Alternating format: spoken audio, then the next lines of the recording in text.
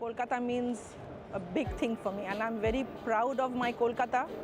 যে কলকাতা যে জায়গাটা কেউ জানে না যে এখন কলকাতা চায় company, when they named their chai shop after Kolkata Chai company, I was like really very touched. My name is Ayan and Sanyal. I'm one of the owners of Kolkata Chai Co. And 5 years ago, almost to the date, we were signing the lease for this cafe behind me. I was 25, 26 years old, a naive business owner with no idea what was ahead of me, with just sort of a will to succeed and a quest to bring amazing, authentic chai to New York City. Yeah, I was thinking about what's happened, what's changed in the last 5 years. Everything has changed. And personally, I feel like I've grew up here. I became sort of from a young adult to an actual adult here. I learned to be responsible. I learned to be a leader, and I learned sort of the harsh business truths of doing a restaurant in New York City. It's a lot of people have reached out to me recently, actually, being like, "Oh, I really want to open a cafe," and I'm like, "Don't do it." The first 6 months of this were some of the hardest of my life, and now we just completely renovated the inside of the cafe, and it was like the easiest thing in the world. I mean, I have a team now. I was just over-prepared and sort of knew all the things that can go wrong.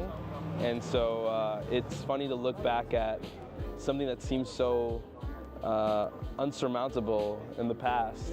To two brothers who started a business to bring the true Southeast Asian flavor to New Yorkers.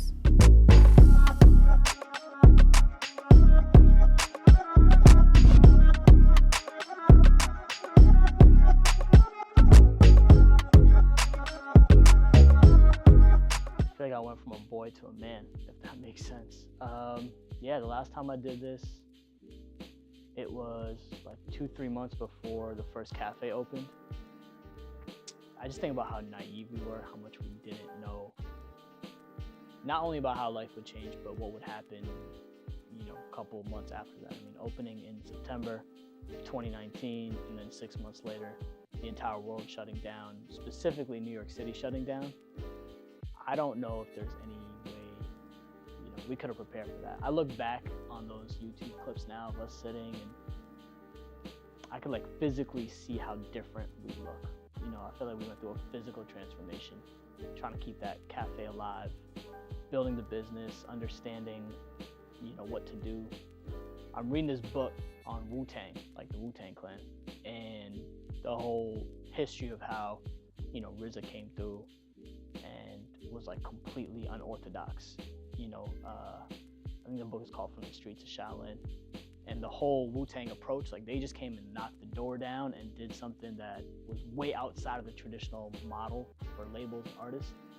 That's kind of how I feel like what KCC did. I think when we came through, it wasn't an Indian restaurant, it wasn't fast food, it wasn't QSR, and it wasn't a traditional cafe. It wasn't like a coffee shop. There was a cricket bat on the wall, and there was all this action and crowds and everything every day in front of that cafe. I feel like nobody's done something like that before. No one's done something like that in a long time. No one's done anything like that in our genre. There's no way to recreate what we did. So 5 years later, it's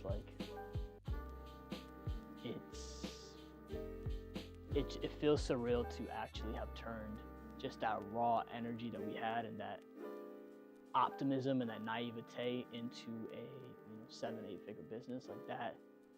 That's crazy. So yeah, that's kind of where we're at today.